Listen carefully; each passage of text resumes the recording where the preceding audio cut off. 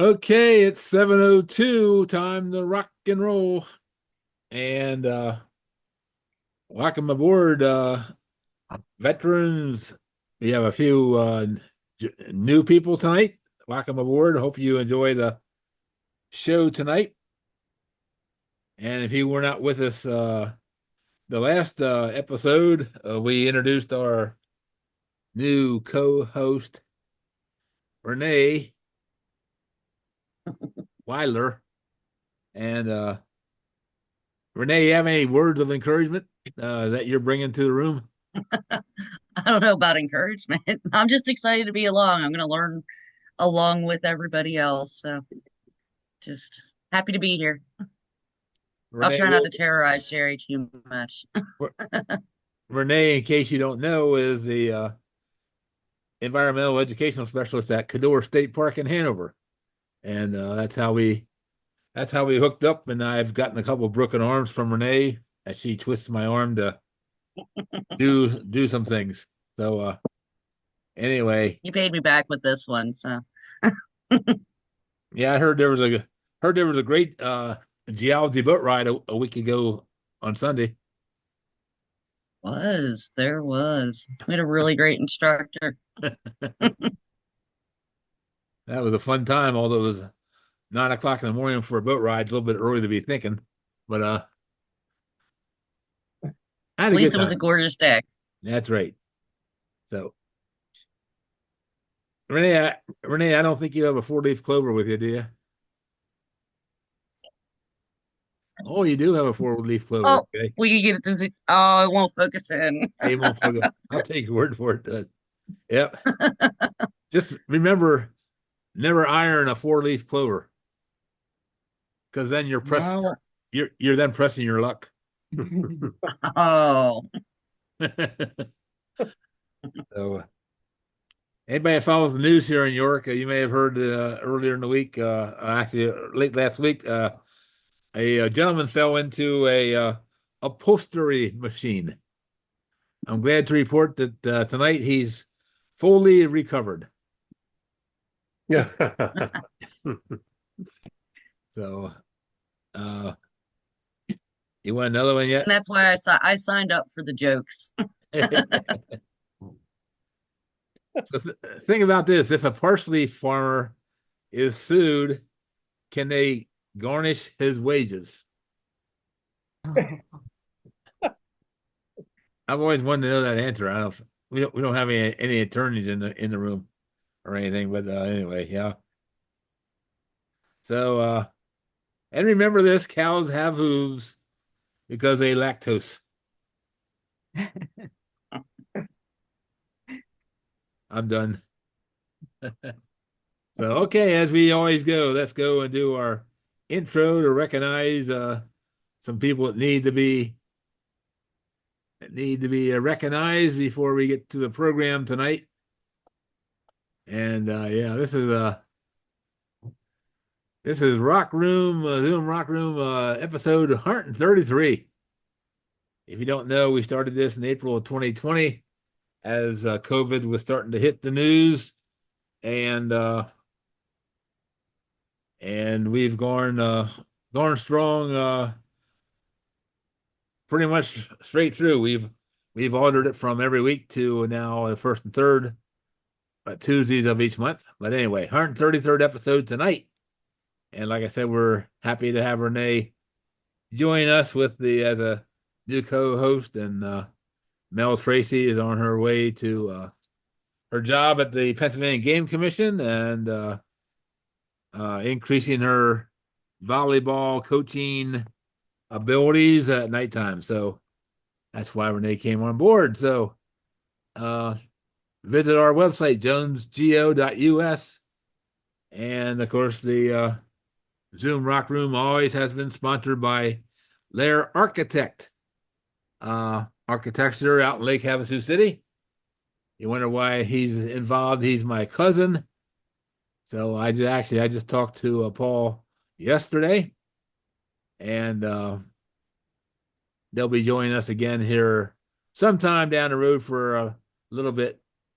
So as we always encourage you to do is email them at lairarchitect@yahoo.com and just say hi and thank you for the sponsorship to allow the Zoom Rock Room to be free to you guys. Okay.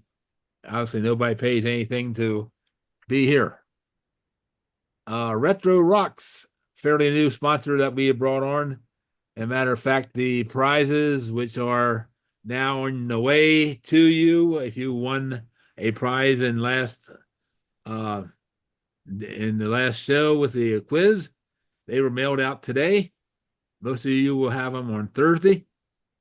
There will be two of you who will be receiving a email from me with the gift in.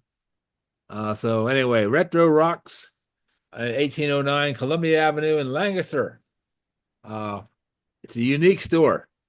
Fossils, minerals, natural gemstones, jewelry, soap, scents. And he also deals in used and new vinyl and CD records. Yeah, record. Yeah.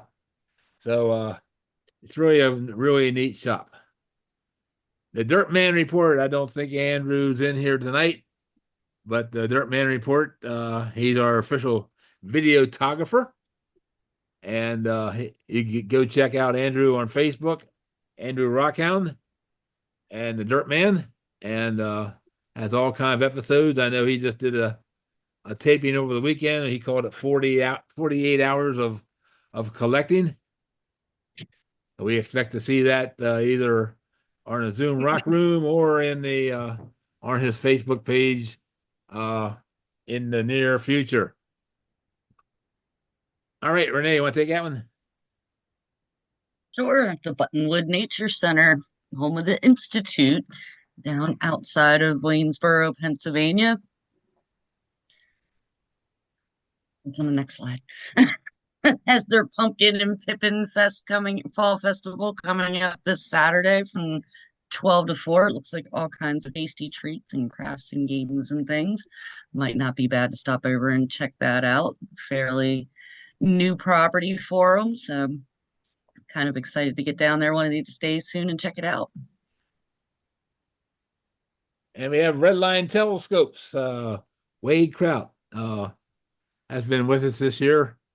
And Wade's actually been doing some really cool astrophotography through a new actually it's a new astrophotography type of telescope. Apparently it's very, very simple to use. It's not really out of the budget to buy. I just saw a picture this past week from him on the Dumbbell Nebula. I didn't get it into tonight's show, but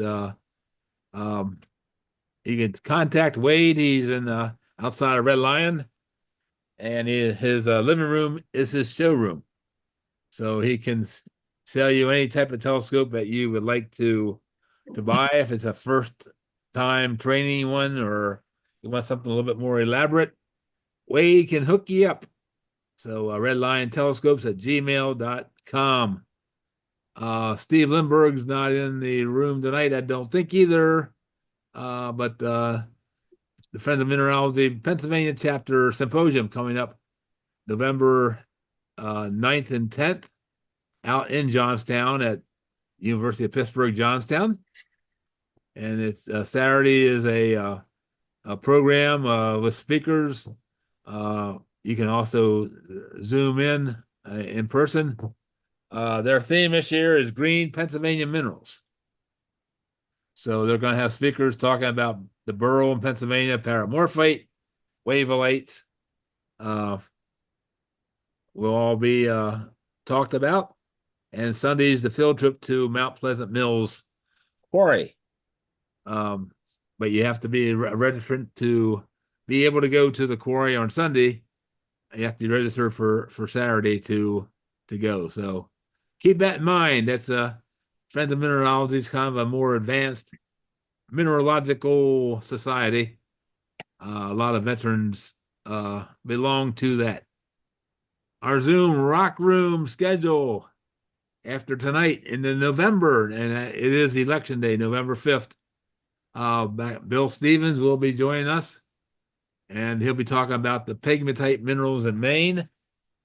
Pegmatite, if you don't know what they are super huge crystals that are really cool to collect because they're very large, called a pegmatite. November 19th, I'll be back with you, the speaker, with talk about Atreus Wainer, who's a Yorker who made some history with paleontology. December 3rd, I'll talk about sinkholes in Pennsylvania, particularly southeastern Pennsylvania. Our annual Zoom room Christmas party will be December 17th. And January 7th, put this on your calendar. The executive director of the Penn-Dixie Fossil Park and Nature Preserve, Phil Stokes, will be joining us himself to tell you about what Penn-Dixie Fossil Park is all about up south of Buffalo, New York. Nobody yet for the 21st of January. I do have somebody on the hook. And just scheduled February 4th, the Tewksbury, New Jersey earthquakes with Greg Herman. And if you folks have been in our room for a while, you know Greg has been with us twice now, talking about the asteroid collisions on Earth and how they deformed our rocks. And his last show was actually about the impact craters on the moon. And but Greg's been doing some work with the April of 2024's earthquake in New Jersey, and we'll be give us a nice program about that.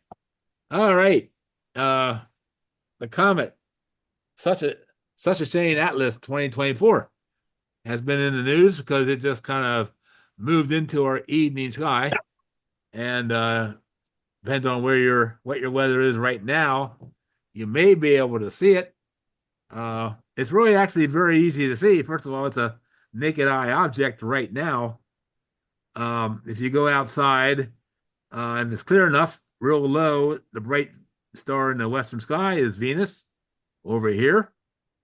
And off to your right of west, a little bit higher, there's a bright star, not as bright as Venus, up in here. And you draw a line between the two and go about halfway, you'll find the comet, which is tonight a little bit higher than the line, sort of thing. Very easy to see. It is naked eye. The good thing is getting higher in the sky in the next week or so. Unfortunately, it's getting dimmer every night because it's going away from us. So it could be in a week from now, like the 21st. It may not even be spotted with the naked eye. But last night I was able to get out front and see it. And this is a slide that actually shows Venus right here, the other bright star there. I said, draw the line, go halfway. And the fuzzball shows up first, right about half hour after sunset.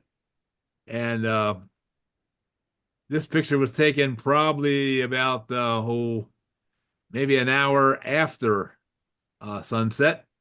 The tail starting to come out. Even with the naked eye, you can start to see the tail. When it's totally dark and it's still above the horizon, you can see the whole tail without any camera stuff. So anyway, that's where it is right now. It's going to, like I said, it's going to keep moving up a little bit each night. So in that regard, so if it's nice tomorrow night, because you're occupied right now, you can go out and try to find it. All right, I'm going to stop sharing the screen here. Renee, you got anything coming up at the Cador State Park you want to plug? Right now we're kind of getting in set up for our big Halloween event next weekend. So that's our big excitement. Okay. Your neck goes someplace. Yeah, something's going on there. I'm gonna hop out and hop back in. Is that you? I think so. Yep, the big Halloween deal at Cador State Park coming up in end of October. Not a lot of programs coming up because I'm taking a vacation. So. Oh. All right. All right. I've been wanting to tell you all this little message. Um, I'm on Comcast Xfinity, and Xfinity seems to not like me emailing out the invites to the room with the same title of the email. I guess they think I'm emailing spam out.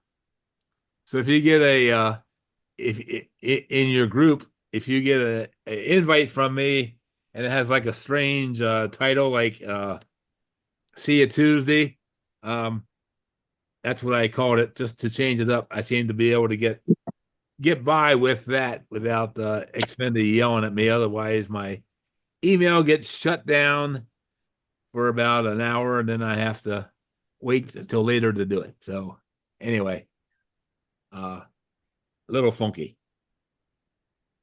All right, we're going to move into our program at 7:18 right now, and Mr. Paul Fagley is certainly a regular member of the Zoom Rock Room for a long time actually, and Paul's retired from the state parks and keeping his hands into the history of Greenwood Furnace up north there, and what he's going to talk about tonight, one of his other subjects, the Juniatas people. So I appreciate Paul taking the opportunity and putting this program together, and I think you all will enjoy hearing about the Juniatas. So Paul, go ahead. Okay, let me share screen here.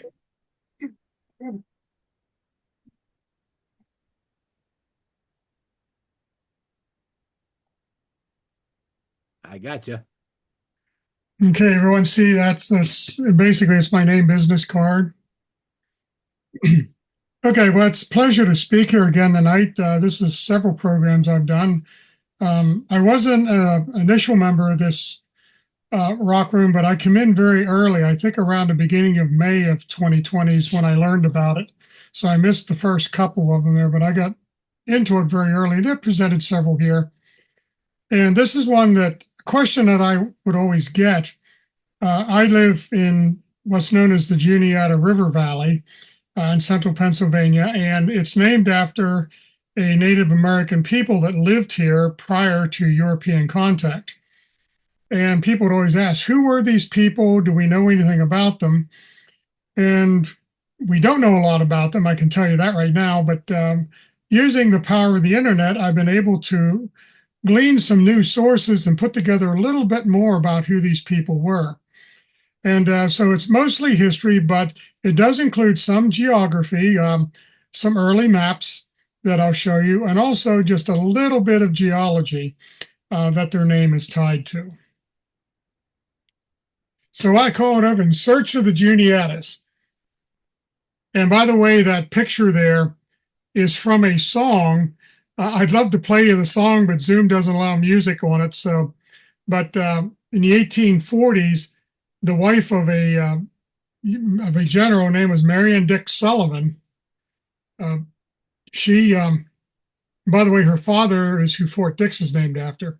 She was traveling through the Juniata Valley on the Pennsylvania Canal and wrote a song called The Blue Juniata, and she needed a word to rhyme with Juniata, so she created this Indian maiden whose name was Alpharetta.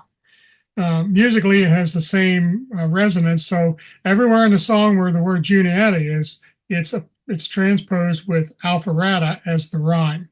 Huh. And this picture is from the sheet music cover that was published in the 1840s. So that's Alpharetta.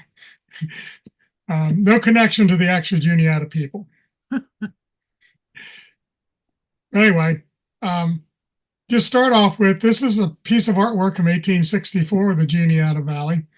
I did intermix a little bit of this into it, some of the artwork from it. But anyway, we're going to look at this history. Who were these indigenous people who left only their name on a beautiful river valley in central Pennsylvania. So we're going to talk a little bit about what factual sources do exist to tell us about these people. But like the original Leonard Nimoy program, where he says some of it's based on theory and conjecture, yeah, there is a little bit of that in because we have so little. Sometimes we have to make some of these little speculations or whatever. So there is a little bit of that in it. But they are all based on the factual sources. So let's go in search of the Juniatas. And first off, I'll mention a lot of people out of the area, when they first see the name, they think it's Juanita, not Juniata. And there's the pronunciation. It's believed to be a close phonetic of the original name as pronounced by the Native Americans in early Pennsylvania, as recorded by the early European explorers and mostly trappers. Some people believe it is Spanish in origin. It is not. It is Native American. And it's believed to derive from a term used by the French explorers because the J is a soft J rather than a hard J. So what we're going to look at is we got to distinguish between what is history and what is folklore. And I can tell you most American Indian quote unquote history in Pennsylvania is folklore. Why is that? Well, most of the interior indigenous peoples were gone before the first Europeans get into the area, so they never really met them. None of these people had a system of writing or any written languages. The information of them mostly came from neighboring or conquering tribes, and of course that tends to be very biased in that because they viewed them as they did maybe as enemies or something like that. So of the peoples that the Europeans did have contact with, say, who lives beyond the mountains type of thing. And so that's where some of this information comes from. And you have the thing where they haven't said a good story is better than none. So sometimes you have stories and legends that end up substituting for the truth because we really don't have the truth. And then you have the issue of later historians accepting these early accounts as fact without ever verifying their accuracy. So this is kind of like what we're dealing with when we're trying to piece together who were these people. Well, what about archaeology? You say, we think about that ancient Egypt or Greece or Rome or whatever, you think about archaeology. What does that tell us? Well, it wasn't until well into the 20th century that any archaeology happened in Pennsylvania. Most of it was poorly done because archaeology was still trying to gain its footing as a recognized science. At that time, it was still the purview of mostly amateurs and not professionals. So evidence was lost or misplaced. Excavated areas tended to be highly disturbed because of the settlement in Pennsylvania. And in the Juniata Valley, the first true archaeological investigation wasn't until 1957. And I'll be telling you more about that in a moment. And of course, the development in the past 300-400 years or so has destroyed much of the evidence that might have been there. And of course, it's getting worse as more and more areas are being developed. Now, there are 5 major histories that most 4 of them are in the 19th century, one's in the early 20th century. And I will be referring to these. The problem with all of these is that they tend to go from a little bit of factual information to a lot of that folklore and made up stuff. So we have to be careful when we're looking at these to try to distinguish that historically, what is factual and what isn't. And there is one person that we can give him kudos to, and that's Professor A.L. Guss. Abraham Lincoln Guss was his full name. He lived in the 19th century.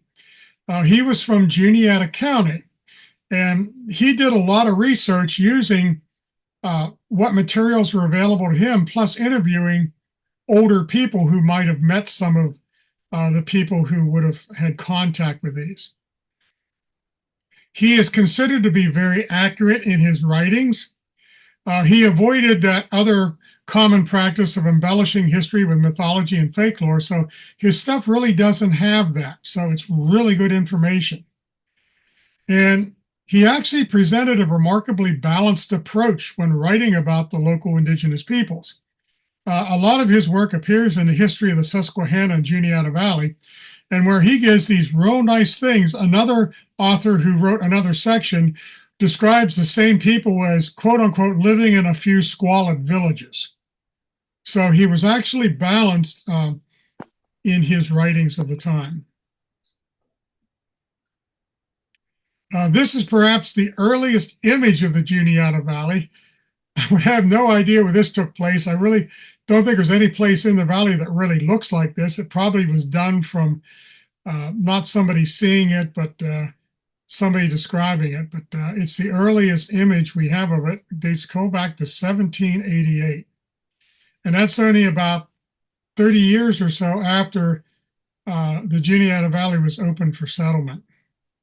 But anyway, if you're not exactly familiar with it, this is an image showing the Juniata River. It starts just near Clark's Ferry and heads westward. The major towns are Lewistown, Huntington, Altoona, Hollidaysburg. State College is just slightly north of it. And just to give you a perspective on this, who I'm going to talk about, the Juniata people, would live at present-day Huntington. So what is the Juniata River? A little bit about it. It's the second largest tributary of the Susquehanna. Of course, the West Branch is the largest tributary. It joins the Susquehanna at Duncannon near Clark's Ferry. It actually cuts through several mountain ridges and steep water gaps through its courses through the mountains, mostly in the Ridge and Valley province. It's considered scenic along most of its course because there's a lot of areas that are not overly developed. So it's a very scenic river. A lot of people like to kayak or canoe it for that reason. So it's very popular for boat trips on the river.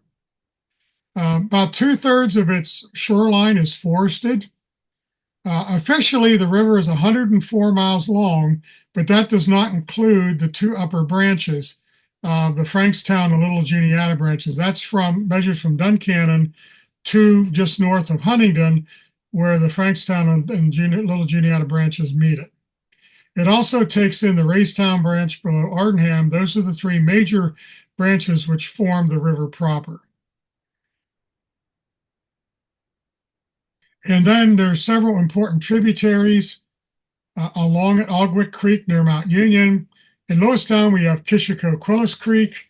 Jacks Creek. In Port Royal, we have Tuscarora, Millerstown, Cocalemus, plus two smaller creeks. And near Newport, you have Buffalo Creek. So those are the important tributaries of it. But I'll talk a little bit about the Paleo Indians in the Juniata. This is based mostly on archaeology and a little bit of the early records that we do have. When I refer to dates, this is how they're referred. If you see YBP, that means years before present. And these generally for dates beyond 2,000 years ago, roughly before the Common Era calendar. If it's in the Common Era, they are referred to as calendar years, just like we refer to this year as 2024. In America, in the archaeology community, we don't use the word prehistoric. We usually call it the Archaic period. And early peoples, prior to identifiable cultural associations, what we traditionally have called tribes, are generally known as Paleo peoples, ancient peoples. Paleo is a prefix meaning ancient. And you got to understand, too, that when we identify these cultures, the name given to them is where they were first identified, not the name they called themselves, because we have no idea what they called themselves. So, like if you see terms like Clovis, Hopewell, Adena, Clemson Island, these are not the names of those people. That's where this particular culture was first identified. And most of them can be identified by pottery and other artifacts that can survive centuries in the ground, because Pennsylvania, we tend to be in a wet climate. And in the excavations that have been done, we sometimes have this image that the Native Americans lived here for thousands of years, and had these massive settlements. Well, that may be true in other areas, but not in Pennsylvania. although we did have a rather long occupation, they only lived at a particular site for roughly 10 to 35 years, rarely going less than that or more than that. So they tended to be semi-nomadic, moving around in the interior of Pennsylvania. So up until 1000 BC, or be about 3000 YPB, through archaeology, we know that the first occupation of the Juniata Valley was probably around 15,000 years ago. And this comes largely from an archaeological site in Huntingdon County called Sheeprock Shelter. And the earliest dating there is just under 12,000 years before present. And this is one of the oldest sites in Pennsylvania. Now, to give you a perspective, the oldest site in Pennsylvania is at Meadowcroft Shelter in western Pennsylvania, which is claiming now dates of around 19,000 years before present, although the archaeology community generally at this point only accepts 15,000 as the standard.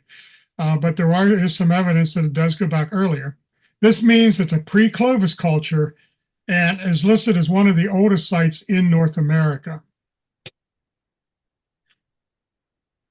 We know these first occupants were big game hunters and used spears. Oh, by the way, I'll tell you more about Sheeprock Shelter in just a moment.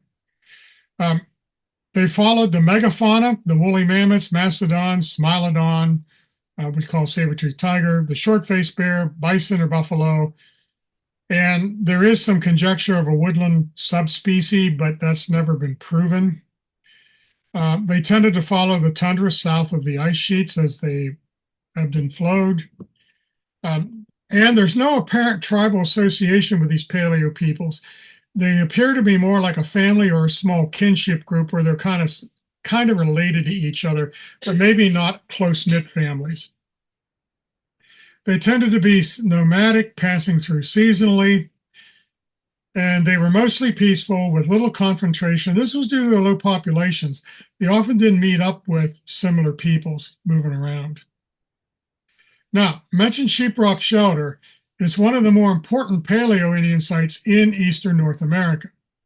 It's located along the Raystown branch of the Juniata River. It was under an overhanging rock ledge, which provided shelter.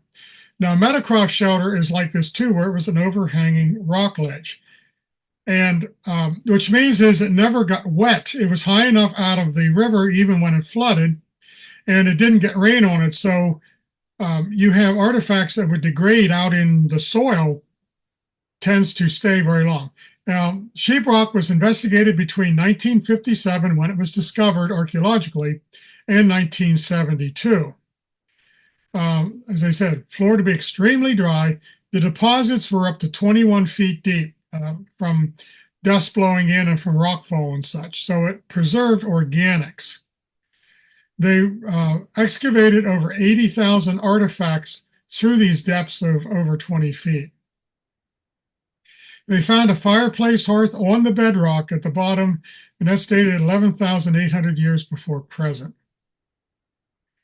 And it has a near continuous record from that roughly 12,000 to about 500 years ago for paleo peoples, and even into the 1950s, because some of the artifacts they found were beer bottles it was a favorite party spot for students from Juniata College.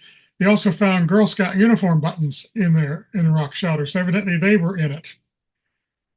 They also found several skeletons, along with pottery, sandals, bone tools, food remnants, bows with strings still attached and stuff. And the skeletons, by the way, appear to have been burials. They weren't accidental. They appeared to be deliberate burials. And it's remarkable for its preservation of these organic materials. This is a picture of it as it was during the excavations. Unfortunately, today you can no longer visit this site because it's under 100 feet of water of Raystown Lake. So the site is no longer accessible. Back when it was excavated, there were no preservation laws like the National Historic Register to recognize sites like this. So when the Army Corps designed the dam, they flooded it. These are a few of the artifacts that were found in it. Some of these are on display up at the Visitor Center at Raystown Lake. Some of these are in the State Museum in Harrisburg. But these are examples of a few of the artifacts that were found in Sheeprock Shelter. Well, then we come into the woodland period about 1,000 years ago to about 3,000 years ago, or years before present. We know at this point that the valley was sparsely inhabited, mostly transient roving groups following the river. They ate mostly fish rather than the big game. They used an improvement called the atlatl, and there's a diagram there that shows you what that is. They have like a stick that they lay the heel of it on. It gave much more power in the thrust than simply throwing a spear. And this also, they started fletching the atlatl projectiles, which gave them more stability in flight. There's no evidence of permanent settlements or habitation. They appear to be more campsites. They didn't use sheeprock shelter. It's kind of a clean period in the archaeological record in the shelter. Late woodland, we come up to 1,000 to 500 years ago. We have the movement of peoples from the Ohio Valley coming in. These are descended from Medina and Hopewell traditions. There's two major cultures that come out of this period, the Clemson Island and the Shanks Ferry. And there is some speculation that Shanks Ferry may be a successor culture to Clemson Island, but that is not universally accepted. They brought with them agriculture, the canoe, and assaultive weapons like the bow and arrow. They did make pottery, and there's examples of it in the picture. Evidence of extensive trade networks. Out at Meadowcroft, they found seashells and stuff from the Atlantic Ocean, which indicates an extensive trade network. And they are believed descended from the mound builders because there are some mounds in Pennsylvania. In the Juniata Valley, we have the Book Indian Mound in Juniata County. It was the remains of a burial mound, and there's also evidence of a village around it. It was excavated in 1929, although it was done through PHMC. It was done by amateurs and not professional, which is why we don't count that as the first true archaeology in the Juniata Valley, because it was done by amateurs. But they found parts of 22 Scotland's pottery, projectile points, and other items. And the most close association is Clemson Island, although there is some speculation it may have been a separate culture. At the very least, it was contemporary with Clemson Island. And it could date as early as 500. Predates the Iroquoian conquest of central Pennsylvania, also European contact, and the Tuscaroras that lived in the area. And it's one of the oldest late woodland sites in central Pennsylvania. And it was reported to be about 15 feet high and about 1/8 of an acre in size, but today the mound is totally gone as a farm field. And all that remains is this marker to denote the site of it.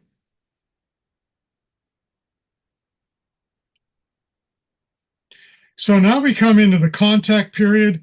This is the reference given to roughly the year 1500 after European contact with Columbus. Of course, there is evidence, particularly up in Nova Scotia, of some other European contact prior to this.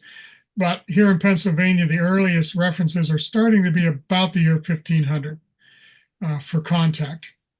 At point of contact in its first 200 years, this is roughly what Pennsylvania looked like. There were two basic ethnic groups of American Indians living in Pennsylvania. And the historians generally group them by their language. And under the Algonquin language group, we have the Lenape or the Delaware and the Munsee Delaware. We have the Shawnee and the other Ohio Valley tribes. And we have the Monongahela.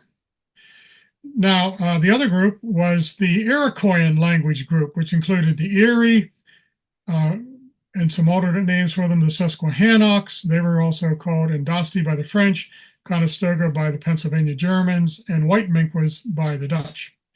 Then we have others, including the Black Minquas, the Mingos, mostly of Iroquois mixed ancestry, and various unknown peoples that had no known European contact.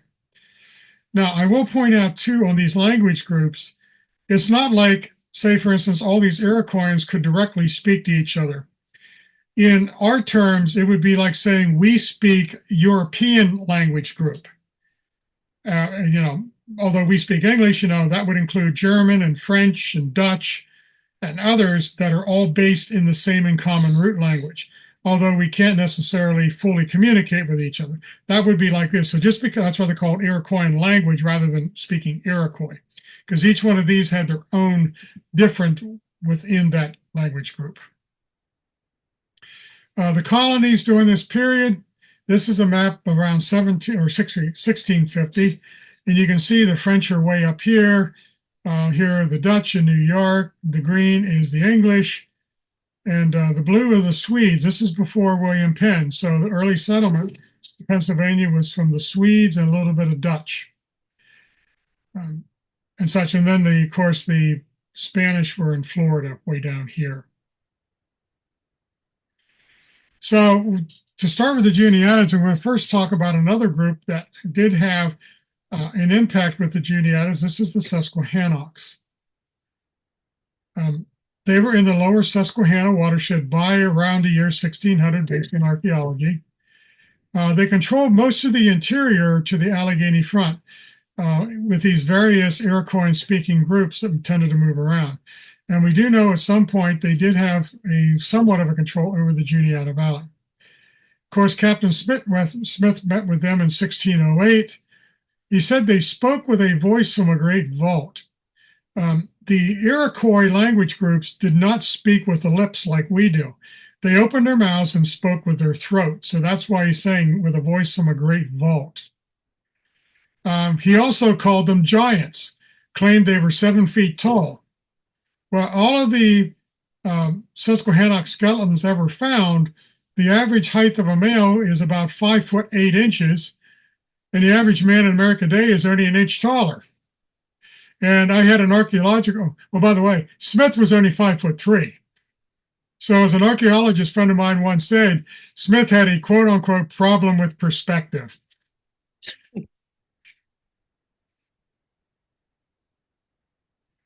So anyway, the Susquehannocks, the English name from what the Powhatan called them. As I said, the French called them the Andaste.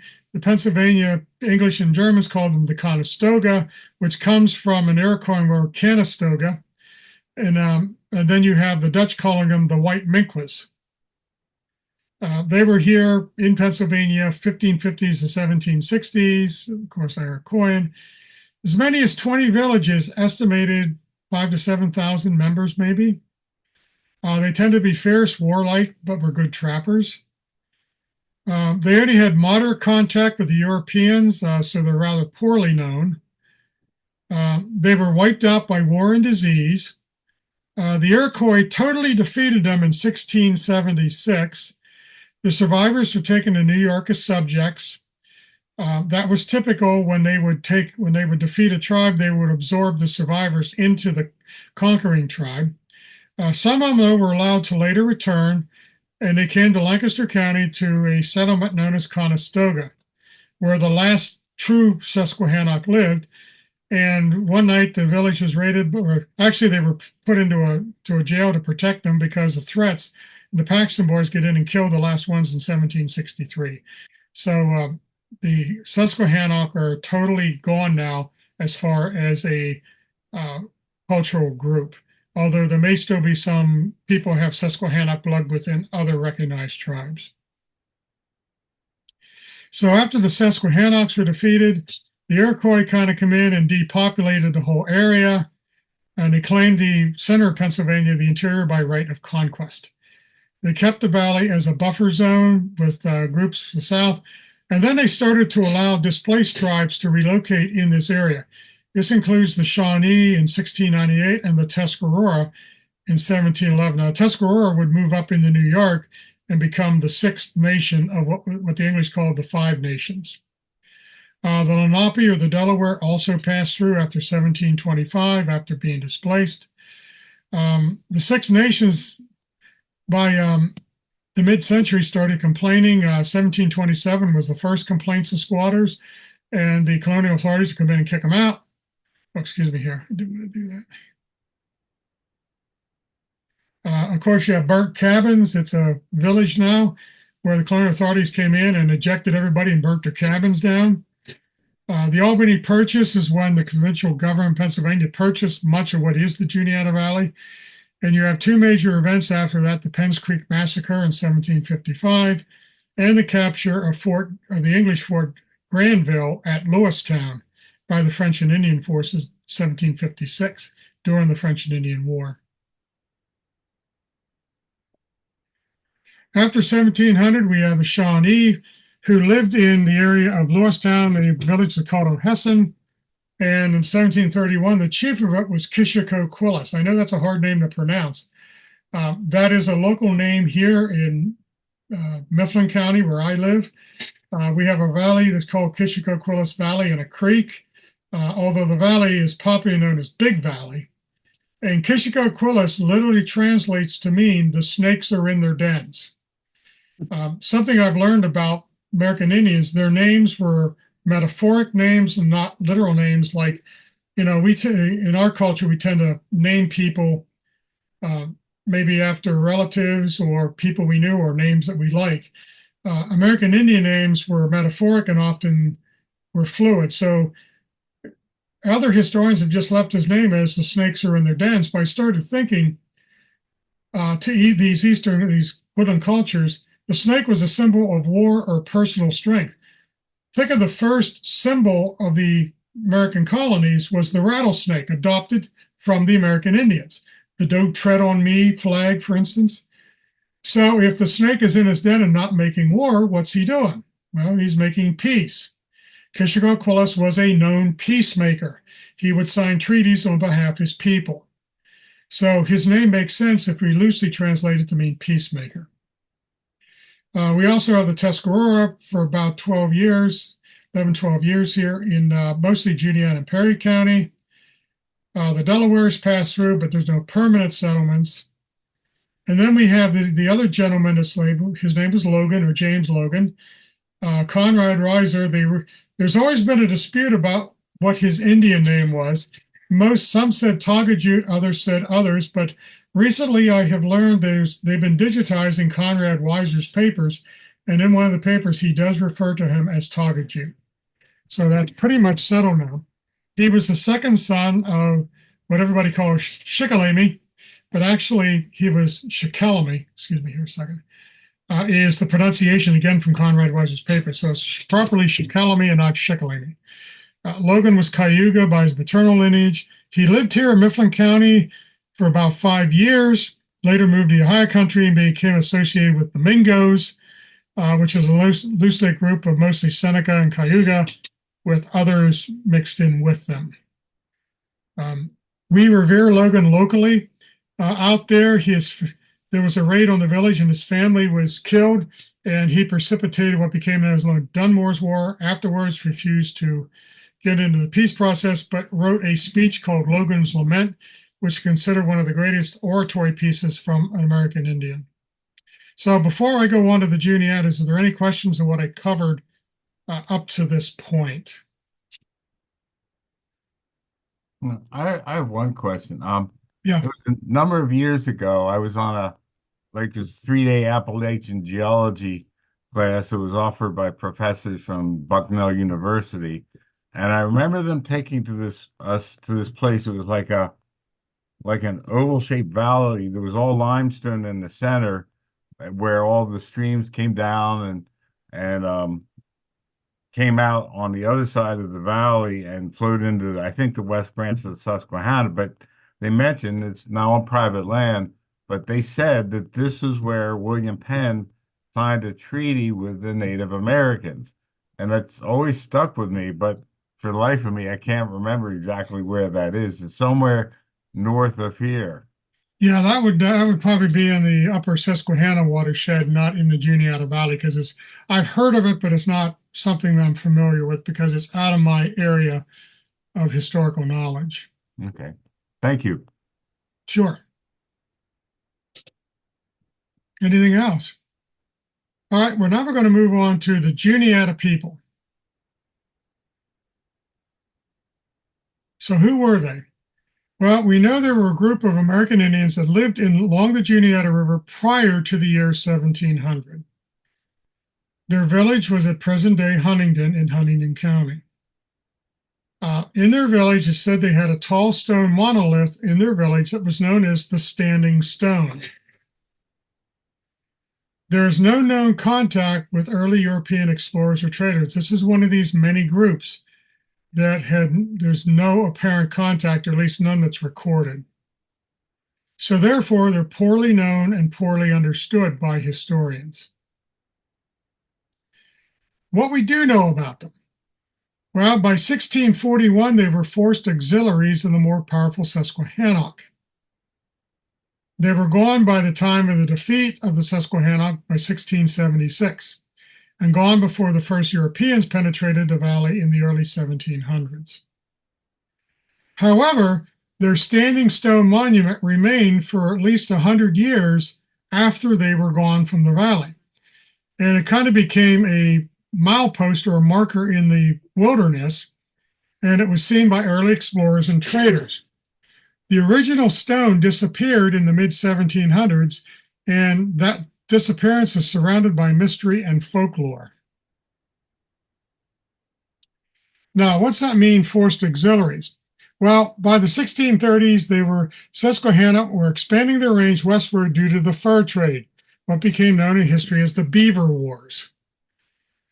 In the 1640s, they were forced to supplement their numbers because they were constantly warring with the Iroquois. So what they would do is they would force these small groups to become part of them.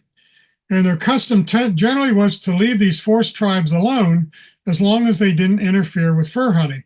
But if they needed manpower for wars, they would go in and take the men out of the village. So this believed that they were the remnants of them were likely absorbed into the Susquehannock or the Iroquois during the period of these Beaver Wars. So what evidence do we actually have of their existence? Most of it's through oral tradition, no primary sources due to no contact. How about archaeology? Well, I can tell you in Huntingdon County, there are in excess of 171 prehistoric sites identified. How many of them do you think are evidence of the Juniata people? 0. There is no archaeological evidence of them, partially because their village was underneath the town of Huntingdon. How about American Indian sources or maps? We do have numerous maps that show there was a people in the area of the Upper Juniata known by several variations of the name Juniata. And I will show you some of these maps here in a moment. Other contemporary publications do mention them, usually though in the past. So what is in the name? Well, we know that the modern phonetic Juniata comes from what you see, the ONOJUTTA-HAGA. And while it looks like Onajuta, it would actually be Juniata. And then Haga means people, it's a suffix. So this is where we get the pronunciation Juniata. The name translates to mean the standing stone people. Haga means people, so standing stone would be Juniata. Today we use the hard J sound, but originally it would have been Juniata. It's likely a reference term, not a tribal name. Again, we don't exactly know what they called themselves. So it could be to say, well, this is where the Standing Stone people lived. The earliest map to show and name the river is not until 1701. The earliest written non-map reference is 1726 by the colonial governor. And this is one of the variations of spelling. The modern spelling first appears in 1740. These are all different aliases of the Juniata name. And the top one here comes from the Seneca or the Iroquois. And by the way, it's also the root word for the nation of the Oneida. Oneida also descends, they're the Granite peoples or the Rock peoples. So Oneida also descends from the same root word, the Juniata descends from. 1639, we have the Juniata, and then these other names go through into the 1740s. And there is an interesting confirmation from Professor Gus. He wondered, does this name actually mean the Standing Stone people? So he relays in his writings a story where he met an educated Wyandot or Huron who spoke fluent Iroquois. So he wrote the name on a piece of paper and asked him to translate. And he says he started to go, people with a mountaintop, the high stony place, the standing rock, which Gus then interjected, how about standing stone people? To which he replied, yes, an excellent translation. Initially, he was mistaking O-N-O for O-N-O-O-N, which meant mountain. That's how he's getting mountain into it. So, according to Gus, this confirmed the original translation is preserved in the name. There are other names that are sometimes associated with the Juniata. One of them is Ataok, Ioticas or Lauticas, and then the Janados or Ionidos. And we'll explore all of these. Let's first look at Ataok. This appears to be more of a village name and not a tribal name. It shows up on the 1601 Smith map. When Smith met the Susquehannocks, he did not explore the area. He said, what's up here? And he wrote down and mapped out what they told him. And they mentioned him several villages while showing them in, and one of them was Ataok. Depending on the scaling of the map, it could be considered within the Juniata region. However, who lived in this village, there's no information on it, and its location has never been found. He dismissed this as the Juniatas, and today most historians do agree that Ataok is not the Juniatas. Well, how about Ioticas, or sometimes it shows as Lauticas? Again, this appears to be a tribal name and not a location. Shows up on a 1616 map by Hendrickson. Could be considered within the Juniata region. Again, the scale of these maps are not precise. No information can be found on it. Professor Gus examined both possibilities. Yes, they were. No, they weren't. Admitted it is uncertain. Most historians today do conclude that they are likely the same name to the people. And I will tell you, if you look up the Juniatas on Wikipedia, it says also known as the Ioticas from that. I'll revisit that in a moment. The Janados, or different spellings of that, again appears to be a tribal name, not a location. It's mentioned in a description of the province of New Babylon. It was by the Dutch in 1648. This is where it mentions that they were forced auxiliaries of the Susquehannocks. Now, this book would have been published contemporary to them living in there and becoming forced auxiliaries. So this is why this is considered to be a good primary source. In the Maryland archives, there are references to 3 tribes not protected by Maryland under the Susquehannock Treaty: the Janados, which some assume to be the Oneidas, but maybe the Juniatas. Here's the Singagos or the Seneca, and the Mingos.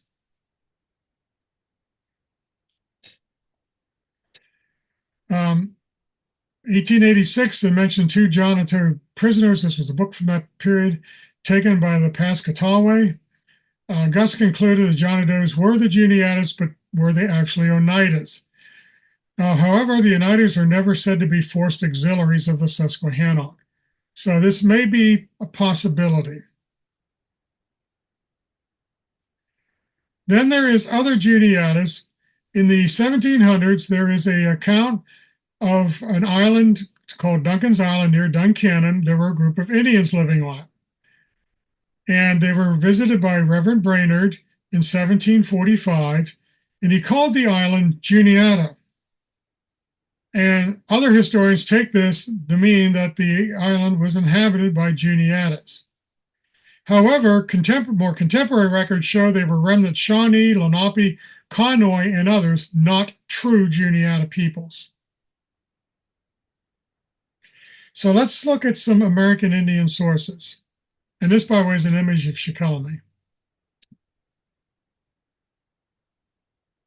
So can we tell anything from these sources? Well, first off, don't know the direct cultural affiliation for certain. They are believed to be Iroquoian speaking, and this was based on missionaries with the Iroquois talking to and Christianizing captives from Pennsylvania who spoke these Iroquoian languages. And they do record that they talked to some captives who claimed to be from the Juniata peoples, and they spoke a dialect of Iroquoian. So this is why we believe that they were Iroquoian language group. Interestingly, if you go to the Oneida Nation website, they consider the Juniatas to be distant kin. As remember I said, both Oneida and Juniata descend from that same root word, meaning standing or projecting stone, or the granite people. However, there is the possibility they are actually independent of each other without knowledge of each other. But the Oneidas were known as the keepers of the southern door to the Iroquois Nation, Confederacy. Could the Juniatas have been an outpost of the Oneida? Now, in Huntingdon County, the Oneida name is there. It was attached in the 19th century because of this belief that the Juniatas were Oneidas. But again, they may be kinship to them, but there's no direct evidence of that. Well, now we come to their monument, the Standing Stone. And this deals with what's called the Oneida Stone tradition. It is said that for the Oneida people that they would follow, the Oneida Stone would follow them wherever they went or lead them to a new place. Remember we said they moved their villages roughly every 10 to 35 years. And sometimes they would return to the same site many years later. Men would scout for a new area, and a standing stone would soon appear near the village. They would either find a suitable stone to erect in the village, or sometimes they took the stone with them if it wasn't too big. Or sometimes they would even found too that they may have found a stone standing. So this leads to the question, was the Juniata's standing stone an Oneida stone? We don't know. Or was it inspired by a local geological landmark? Now, this is speculation on my part. There's no written evidence of this, but thinking of this, this Oneida stone tradition, up near in Huntingdon, just north of Huntingdon, there's a place called the Pulpit Rocks. Could the Pulpit Rocks be an Oneida stone? Or what led them here? Well, that's a possibility. And by the way, this image is from the Geology of Pennsylvania by Henry Darwin Rogers, 1858. Beautiful lithograph. The problem is that in the original translation, the standing stone is said to be around no other stones. But then near Mapleton Depot, on the top of Jack's Mountain, we have what's known as Monument Rock. Could this be a natural Oneida stone? Not too many people know about this one, by the way, but it is along the Thousand Steps Trail and the Standing Stone Trail.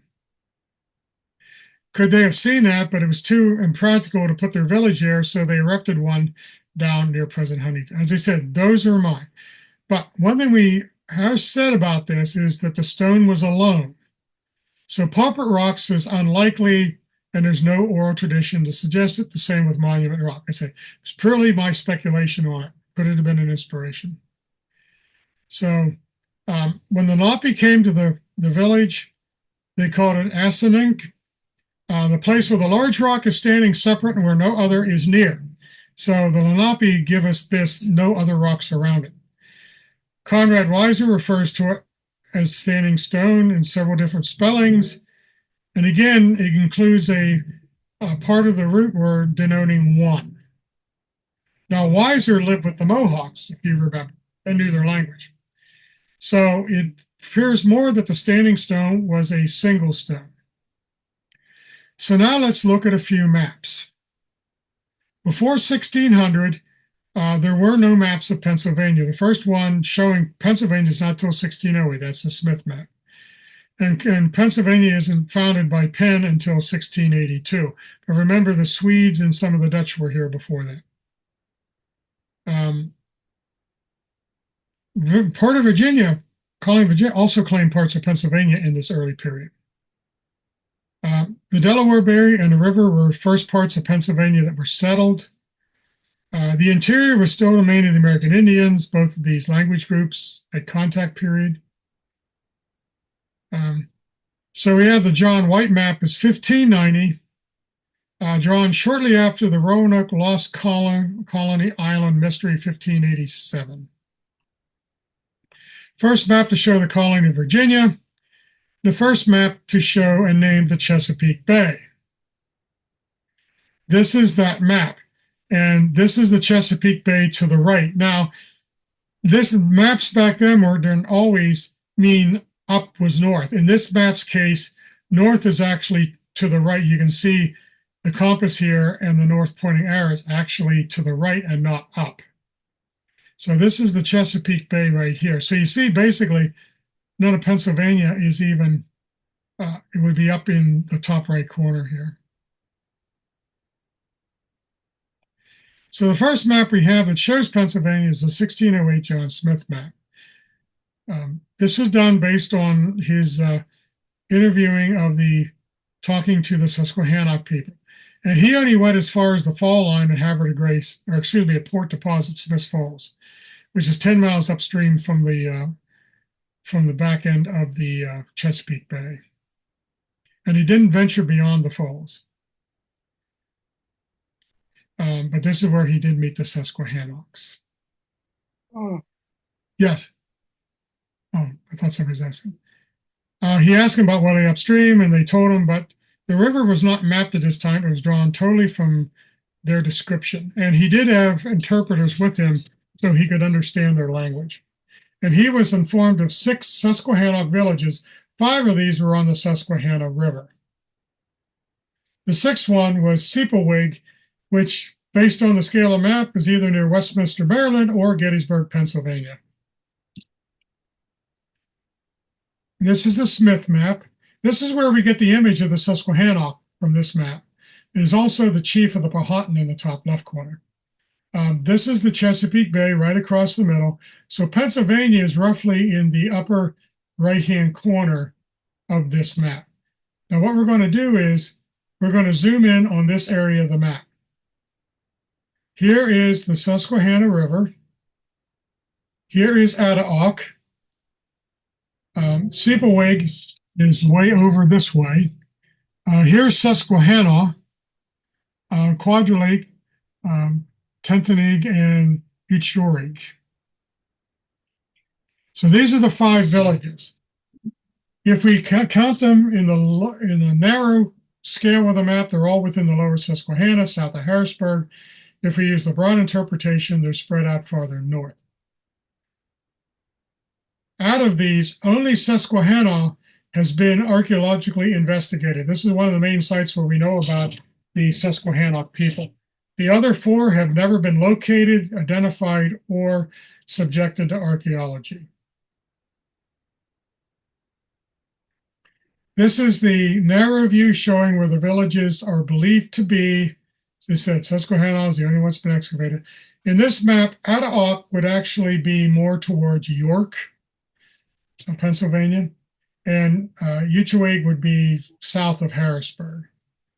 If we go to the broad view, Addahock becomes up in Huntingdon County, and you see we have 3 of the villages in the upper Susquehanna.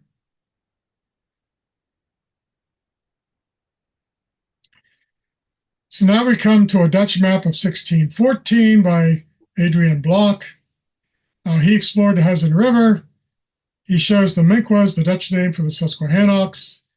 Shows the upper Susquehanna in New York, but doesn't name it. This is the original, or a copy of the original map, and this is a chromolith published in 1858 of the map. We're going to zoom in on this part of it. And let's look at a couple things here. This is Long Island. This is the Hudson River right here. This is the Susquehanna. And he shows here's the Minquas, the Susquehannocks. He also shows these 3 names, Capitanasis, Gachon, and then here's the Senecas. There is a website out there based in Florida that claims that Capitanasis, Gachon, and Seneca are actually Spanish-derived names. Although, yeah, circumstantially, you might be able to say that the Spanish had no influence in Pennsylvania. Why would a Dutch map maker use Spanish names in the interior? These were the Indian names. The resemblance to Spanish is just pure coincidence. But this Captain and Asses I have circled these two because they're going to come key players in the next few maps I show you. We come to the 1616 map, which is an improvement over the block map. Shows more Indian names than the 1614 map. Again, shows the Miquas. Now, this map is the first one to show the Ioticas. And this is a map that is where it's claimed early historians equate this village with the Juniatas. This is the map, a facsimile of the map. We're going to zoom in on this area. You see, here's Capitanasis, right up here. The Miquas would be just off the map down at the bottom. You see, he listed a village here called Ioticas just off the map. Now, 1639 is the Big Boo's map. Again, this is a Dutch map. Remember, the English have not yet had a presence in Pennsylvania. This is said to be copied from a 1630 map by Minuet, which is now lost. The Juniata River is not shown, but it is the first map to show the Onondaga, the Juniata people, the Juniatas. So the 1630 gives us a reference that this is likely when the Juniatas were living in this area. It also shows Adaok and Ioticas on the same map, which to me indicates that these two names are not synonymous with Juniata. It also shows another unknown group nearby called the Nantaga. And of course, a lot of times these maps were recopied by different people and republished over and over again. And this map in the early 1700s. Again, here's the map. We're going to zoom in on this area. See, here's Capitanasis. Here's the Gotchoy now south of them rather than north of them. Here is the Juniatas, the Miquas. Here's Adaok. Here's Susquehanna. See these? Remember, he's Sepawig. These are Susquehannock villages. And this is probably the one that's south of Harrisburg. So we have the Juniata, although he shows them a little closer to the Susquehanna River.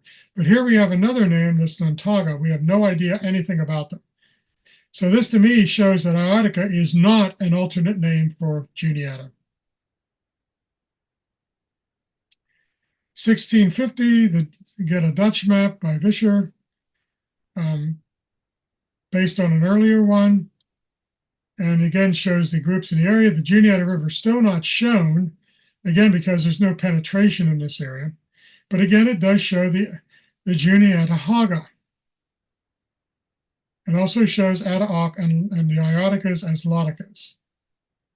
And again, this map is repeated. I think this is a very beautiful map. Look at all the detail work on it. But we're going to zoom in on this area.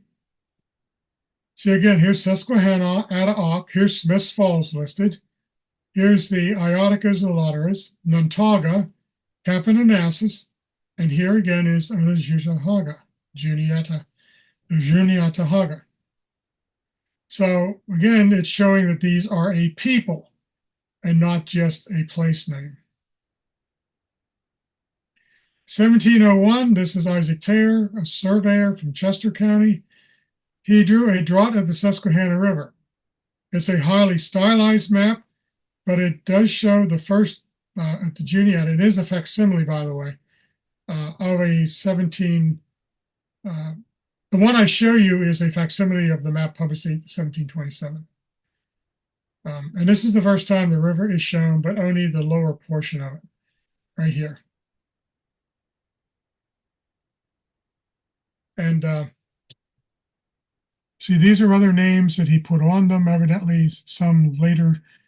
Some of the people who came into the valley as refugees, maybe.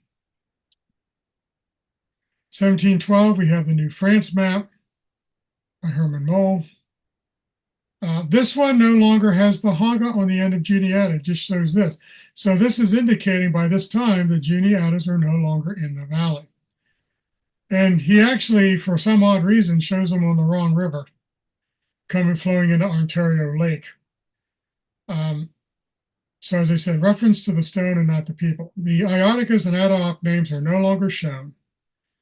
And also the Susquehannocks, remember, they're gone by this period. Here again is this map. I'm going to zoom in on this area. See right here, Juniata. It shows it flowing into Lake Ontario. Here's Philadelphia. So he doesn't really know the interior here, so he's just kind of placing them. That's what happened with a lot of these maps. They just drew them based on speculation, figure nobody would figure it out for a while. See, Lake Erie is way down here, where technically it should be more up here, and Lake Ontario way on up here. 1729, Juniata River still not shown. Again, this Juniata name is shown among P or province of the Iroquois. Here's the map, the close-up. See, here's the Great Falls. This is a Susquehanna Indian fort. See, right here, province of the Iroquois and Utah. It just shows them in this area. 1749, this is an English map by Lewis Evans. The Juniata River is now shown, and the name appears on it in its modern form. It also shows a variation of Kishikoquillis, which would become Lewistown. And the map ends just west of Lewistown. It doesn't go clear up into Huntingdon County. Zoom in on this area. See, here's the Juniata River. And here is Lewistown, Kishikoquillis. And also Black Log would be Ogwick down near Shirleysburg in Huntingdon County. And this is the Tuscarora Path that would go through this area. And also, here's interesting geologically. This map shows a copper mine somewhere on the west side of the Susquehanna River. And from what I can determine, no geologist or nobody knows where this copper mine supposedly is. There's no evidence of it. So it leads to an intriguing possibility. Was there a mine there that's totally buried now that nobody knows about? Or could this be a, like modern map makers, they'll often put fake towns on the map in case people try to copy them. It's a copyright watermark. They see a town in the middle of nowhere and they bury them in there. Could that be this? We don't know. But it's just interesting that it shows this copper mine up here. And as I said, I've checked all the geological surveys and nobody seems to know where this copper mine was at. 1755 Evans map. And the standing stone is shown with a symbol on this map. It's shown on the southeast side of Standing Stone Creek at its junction with the Juniata. Here we're going to zoom in on this area. Here's Standing Stone. You can see a little symbol here. Here's Frankstown. Bald Eagle would be Tyrone. And this is an odd oxneck. This is actually an odd spelling of Ogwick, Shirleysburg. You see Raystown down here is Raystown and such.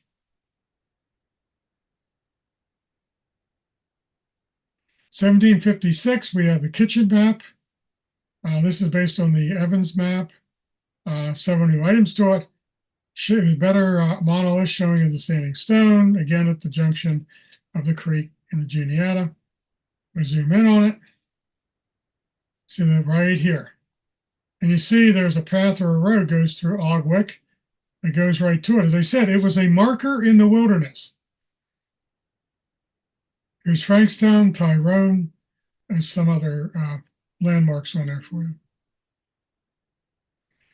Now let's look at the standing stone. This, by the way, is modern day Huntingdon. This is not the original stone, by the way.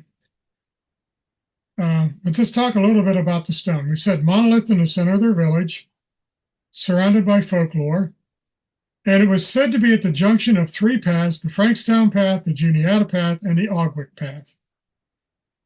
It remained at least 100 years after the Juniatas were gone. John Harris is the only eyewitness to the stone to record details of the actual stone. He's not the only eyewitness, but the only eyewitness to record details of it. And John Harris, by the way, is the founder of Harrisburg, Harris Ferry. It was said to be covered with carvings by the Juniatas. John Harris does not mention that. Sometime after 1754, the original stone disappeared. Now, the maps that I showed you earlier locate the stone roughly where this yellow circle was at. However, there's some early deeds that seem to place it up where this red rectangle is at. Interesting. We don't know. It's also a possibility that this is where the original stone was at. This was the replacement stone that the early settlers put in to mark its spot after the first one disappeared. These are early European explorers and traders in the valley during that period who likely saw it. One of the earliest would be James Latourt, 1704. He was through here. He certainly likely would have seen it. He visited villages later in 1731. We have John or Jack Armstrong in the 1740s. He's the one that was murdered in Jack's Narrows, Maple Depot, and where Jack's Mountain gets its name, as is Jack's Narrows, Jack's Spring, and Jack's Creek, and Jack's Valley, which that name no longer is. It's an archaic name that no longer renders it. George Crowan lived at Ogwick or Shirleysburg. He certainly saw it, but none of these talk about it. 1748 is the oldest recorded mention of the stone in print other than maps. Conrad Weiser says he came within 2 miles of it. He makes this without any comment. He likely would have, well, he would have been in this area earlier, so he likely saw it before, which is why he didn't bother to go to it. And then, of course, John Harris gives, in 1754, gives us the eyewitness description. Now, first with Conrad Weiser. Of course, he was the provincial peacekeeper. He traveled to the Juniata Valley to a meeting with several tribal leaders in Logstown in the Ohio country. He recorded in his journal he came within 2 miles of the standing stone. This is a print version of that journal. This is the oldest recorded mention of the original stone, although he didn't actually see it. See, he offers no details or descriptions. Now, here's something I recently discovered that does not seem to be recorded in local histories.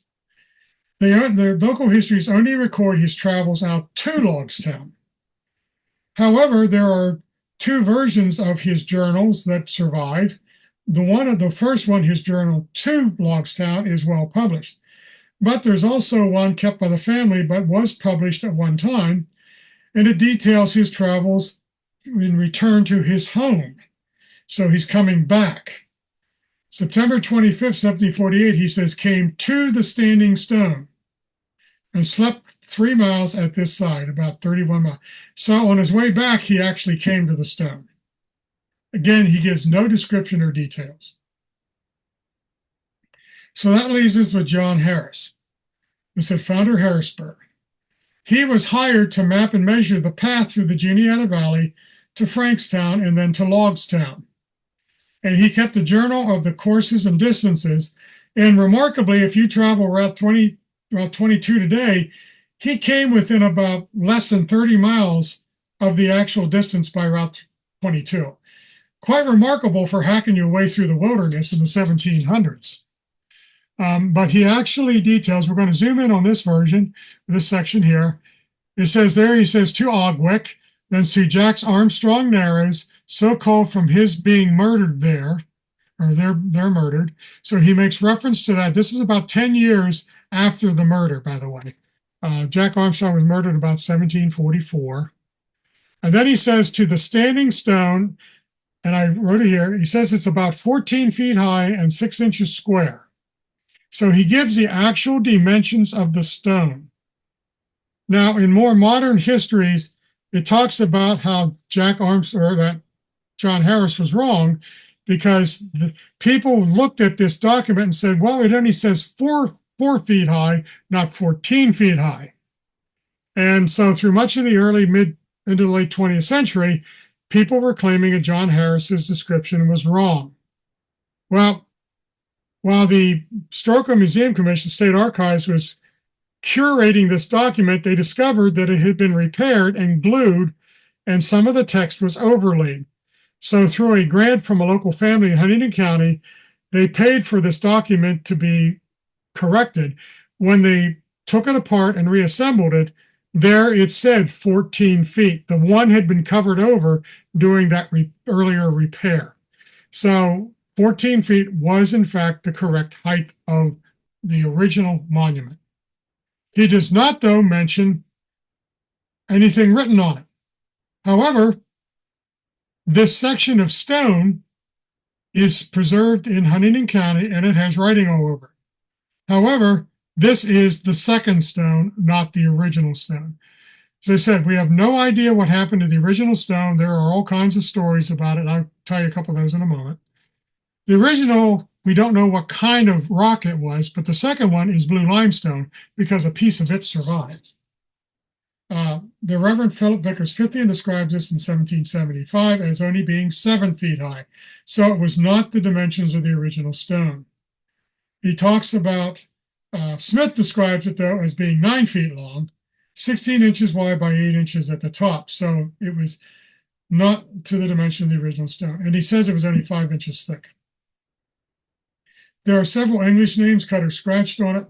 No petroglyphs or anything. It's all English stuff. So this would have been the one erected by the early settlers. And William R. Smith, by the way, he is the founder of Huntingdon. He named the town after his patron, the Countess of Huntingdon in England, Serena. So that's how Huntingdon gets its name, from William R. Smith. Last I knew, it was in Huntingdon County Courthouse, but I suppose it's not there anymore. In the 1896, in the Borough Centennial, they erected this third stone, which is still there today. That's a picture I showed you. This is the plaque that's on the front of it. This is done in memory of the original stone. And it approximates the size and height of the original stone. Here's a black and white picture of it. And to conclude this, I'm going to tell you a few claims about the stone. One claim is it had hieroglyphs of the accomplishments of the tribe on it. Sherman Day refers to the stone as a, quote, sort of Ebenezer, a word meaning a stone as a memorial to God's help. So he puts Christian meaning to the stone. Uriah Jones, in his History of the Juniata Valley, directly states that is he induced to believe, and no doubt, that it has the hieroglyphs of the Juniata people on it. J. Sims from Africa and other stories freely copied Jones. Jones is now considered to be mostly folklore. Also to point out that the American Indians did not use hieroglyphs, which is a form of language like ancient Egypt. They used petroglyphs, rock carvings, but not as a true language. John Harris makes no mention of this. Remember, he's the only eyewitness account.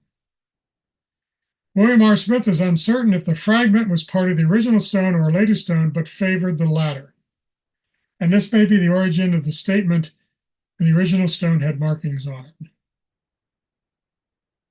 So there are no contemporary mention or proof of writing on the stone, obviously a later addition to the story.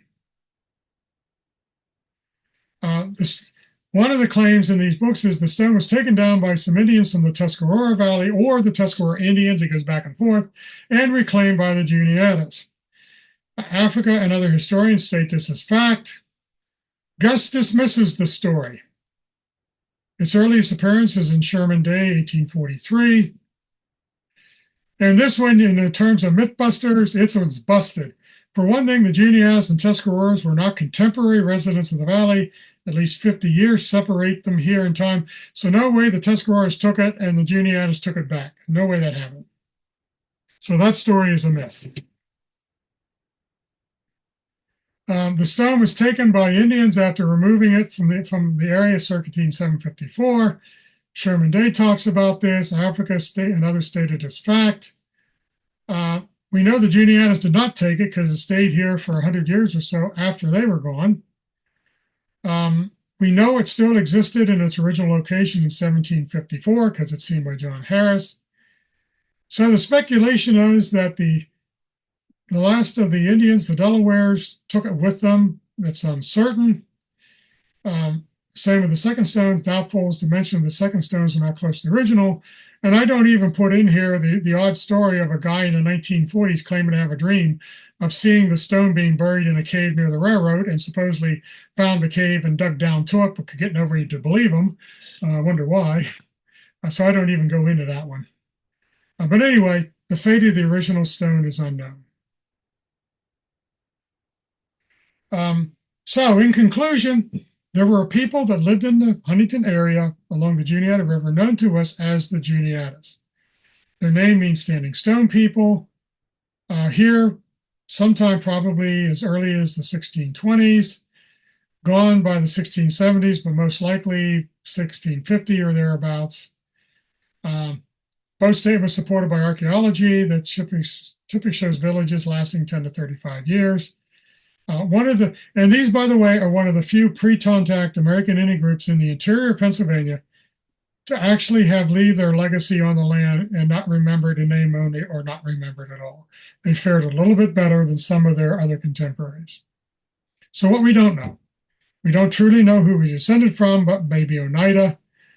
We don't know how they dressed or lived because we have none of their villages. We only assume they'll be similar to other Iroquois peoples. What language they speak, conclude most likely Iroquoian because of the missionary statements. We have no names of any of their chiefs or important persons preserved. And as I said at the beginning, Alpharetta is a fictitious name made up for the song The Blue Juniata.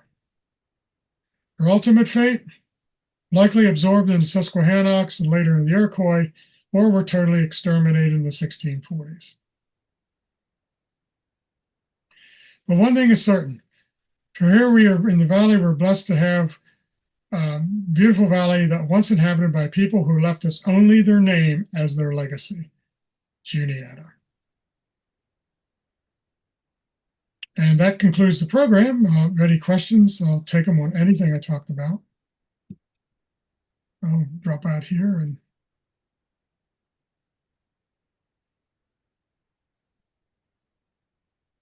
Anybody have any questions?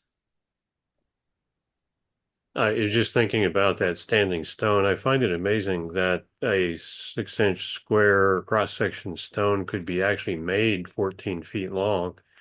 And I would think it would be extremely fragile. Just curious what kind of rock that might have to be to last that long. well, in this area, a common rock is the Tuscarora sandstone, which is a very hard rock. It does have a rather clean cleavage to it, relative. It's possibly could be sandstone, could also be limestone, although probably not. Limestone used in this area is kind of fractured and doesn't really form long pieces, but the sandstone definitely forms long pieces. At Greenwood Furnace, where I used to work, there's a monument there at the cemetery. It's a slab of sandstone that's fairly rectangular. It's about 12 inches thick, about 3 feet broad, but it's like 14 feet long. Or not 14, excuse me, 10 feet long. Okay.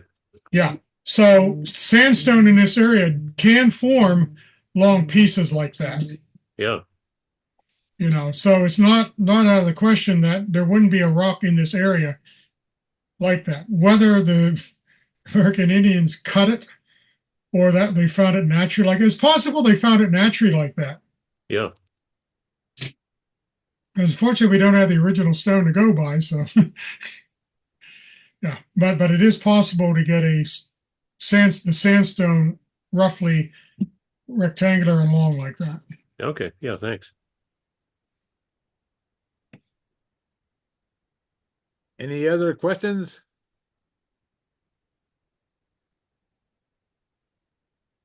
One of the best rock room programs in my view. Yes, thank you. Thank you, Mel. Yeah, I'm sorry, I'm trying to come up with the stop share and the button won't come up. Hang on a second here. Nope, that's not coming up. Oh, here we go. Now it popped up. There we go. Sorry about that. Now, All right. Nice program, Paul. okay. Is there any questions in the chat? No, I've been not watching. Okay. A lot of good comments. Well, I hope you did enjoy this. I said to me, it's an interest because I live here in the Juniata Valley.